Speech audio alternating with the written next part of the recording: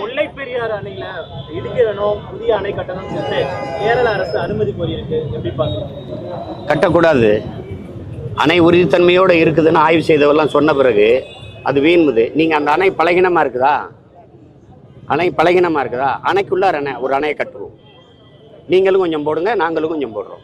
அந்த அணை அப்படியே இருக்கட்டும். அது பலகீனமாக இருக்குதுல்ல, அணைக்கு உள்ள ஒரு அணையை கட்டிடுவோம், அவ்வளோதானே. அதையும் இடிச்சிட்டு கட்டணும், அதுக்குள்ள ஒரு அணையை கட்டிடுவோம்.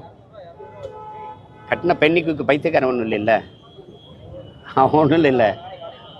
அதனால அது ஏற்க முடியாது. வேற ஏதாவது கேள்வி?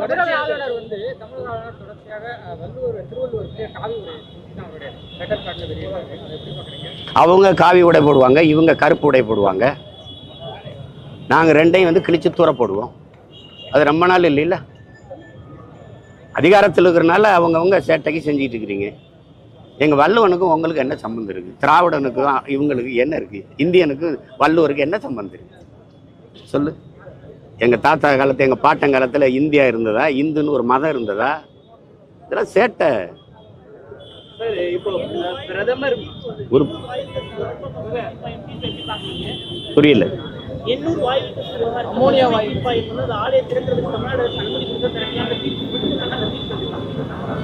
திறக்க விட மாட்டோம். அது என்ன, எனக்கெல்லாம் ஒரு வேலையும் இல்லை. இப்போ தேர்தல் முடிஞ்சிடுச்சுல, திறந்து காட்டி பார்ப்போம். நாங்கள் என்ன சொல்கிறோம்னே புரியாமல் வேலை செஞ்சா இப்படி. ஊரா என் நிலம் முழுக்க நச்ச அலைகளை நிறுவனது யாரு? இந்த ரெண்டு திராவிடமும் இந்த ரெண்டு கட்சிகளும் தான், இந்த இந்திய கட்சிகளும் தான். சேட்டை அதெல்லாம்.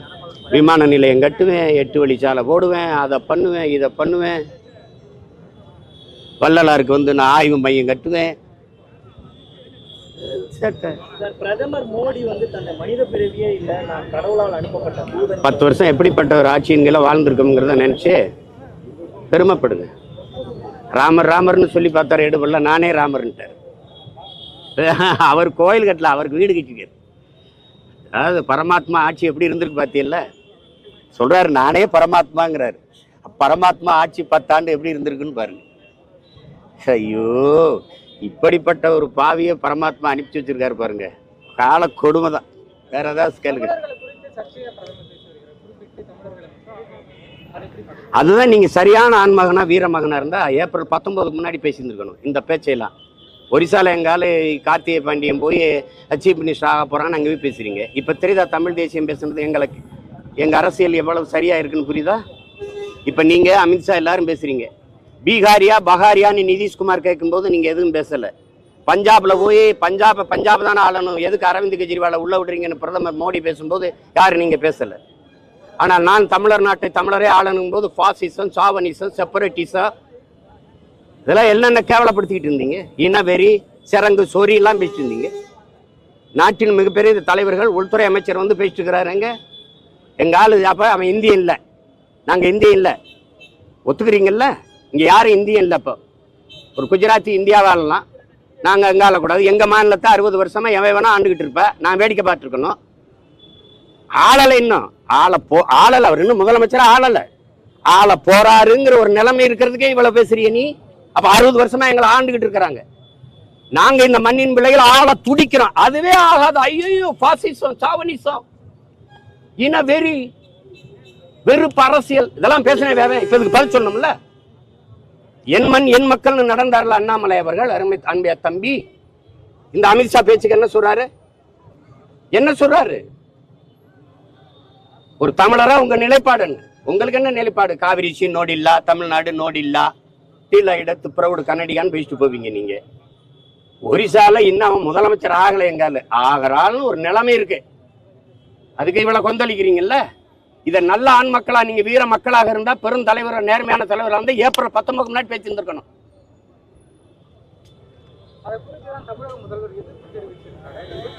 எதிர்ப்பு அவர் அதுக்கு தெரிவிக்கலங்க, நான் பேசுற கருத்துக்கு தெரிவிக்கல. பூரி ஜெகநாதர் கோயில் சாவி எங்ககிட்ட இருக்குன்னு கார்த்திகை பாண்டியன் தமிழ்நாட்டை ஒப்படைச்சிருந்தேன். ராமர் கோயில் சாவி என் வீட்டில் இருக்கு. அது தெரியுமா தெரியாதா உங்களுக்கு? தெரியுமா தெரியாதா? ராமர் கோயில் சாவி இருக்குல்ல, அது என் வீட்டில் தான் இருக்கு. தேவையான கேட்டு வாங்கிட்டு போங்க. வைத்தியக்காரங்கிட்ட நாட்டை கொடுத்துட்டு பேசிட்டு இருக்கிற வைத்தியக்காரன் சாவி சொல்லு. இஸ்லாமியர்களுக்கு மத அடிப்படை இடஒதுக்கீடு கொடுக்க கூடாதுன்னு சொல்லிட்டு அமித்ஷா சொல்லியிருக்காரு. இதை எப்படி பாக்குறீங்க? இந்துக்களுக்கு மத அடிப்படையில் கொடுக்கலாமா? இந்துக்களுக்கு மத அடிப்படையில் கொடுக்கலாம். உனக்கு இப்ப அரசியல் இல்ல, பிடிச்சி தொங்கிட்டு கிடக்குறீங்க. அரசுக்கு மதத்துக்கு என்ன சம்பந்தம்? 5000 கிலோமீட்டர் 10,000 கிலோமீட்டர் இருக்கணும். மதம் அவனுடைய தனிப்பட்ட உணர்வு. அதை போய் எதுக்கு அரசு ஆட்சியில் போய் அரசு அதிகாரத்தில் போய் கலக்குறீங்க நீங்க?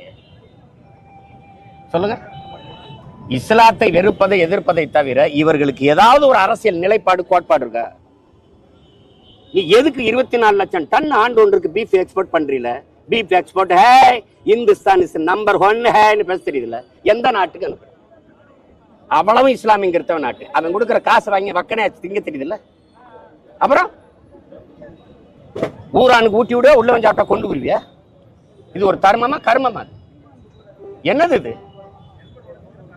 மாட்டுக்கறி ஏற்றுமதி செய்தா இல்லையா தம்பி? அதை பெருமையா பிரதமரே பேசுறாரா இல்லையா? எந்த நாட்டுக்கு ஏற்றுமதி செய்யறார்? அந்த நாடுகள் அரபு நாடுகள்லாம் போய் அங்க நிற்கும் போது இந்த இஸ்லாத்தை வெறுப்ப அங்க பேச வேண்டியதானே?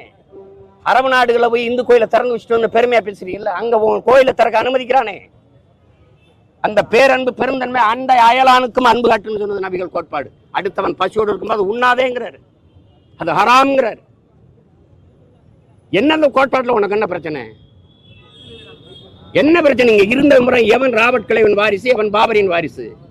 நீ சாதி மத கொடுமையில் சாதிய தீண்டாமை இழிவுல இருந்த பறையும் பல்லம் சக்கலையனா இருக்கிறதுக்கு இந்த மாதிரி இருக்கிறதுக்கு நம்ம வாங்க பறையனா இருந்தேன் வாடா பரப்பையில என்ன பாயா மாறணும், முஸ்லீமா மாறினா வாங்க பாய் என்ன பறையனா இருக்கிறதுக்கு பாயா இருக்கிறது மெல்ல மாறி போன அவ்வளவுதானே. சாதிய இழிவு தீண்டாமையில வச்சு என்னை கொடுமைப்படுத்தின. திருப்பி மதத்துக்குள்ள போய் நிம்மதியா வாழலாம்னு சிறுபான்மைன்னு வச்சு நசுக்கிற. உரல்ல வச்சு இடிச்சா தாங்க முடியாத குதிச்சா செக்குல போட்டு ஆட்டுற.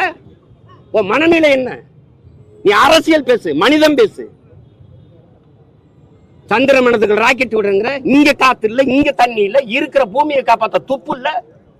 கோடிக்கணக்கா செலவழிச்சு சந்திராயனுக்கு ராக்கெட் விடுற, அங்க விடுறேன். சூரியனை போய் பாக்குறேன். 15 லட்சம் கோடி கிலோமீட்டர் பூமிக்கு சூரியனுக்கு. இங்க இருந்து போய் அது கிட்ட போய் என்ன பார்க்க போறேன்? சூரியனா திமுக சின்ன ஒண்ணு பக்கத்துல சூரியன், அதை வேணா பார்த்து போ. என்ன தேவை ஒரு காமெடி பண்ணிட்டு அலையுது. இதுல இருந்து தெரியுதா இல்லையா? அவங்க பூரா மனநோயாளிகள்.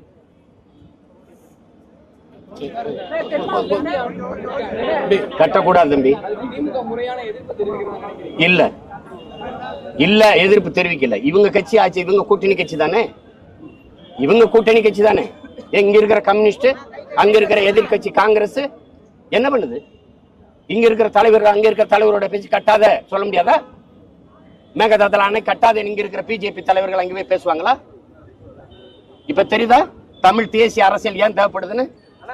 தமிழகத்துல தென் மாநிலத்துல 3வது பெரிய கட்சியா பாரதிய ஜனதா உருவெடுக்கும் அண்ணாமலை சொல்லியிருக்காரு. எப்படி பாக்குறீங்க? தனிச்சு நின்று போட்டிட்டு ஆன்மகனா காட்டு.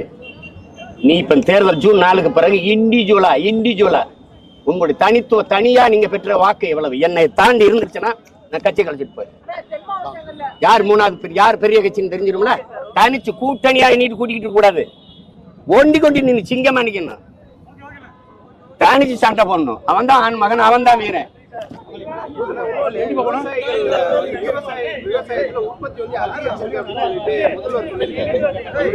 ஒருவேளை அவர் பண்ண நிலத்துல விவசாயம் பண்றாருல அவரு. என்ன தேவை பேச்சு சொல்லாத தம்பி, வெறி வந்து திட்டி விட்டுற போற.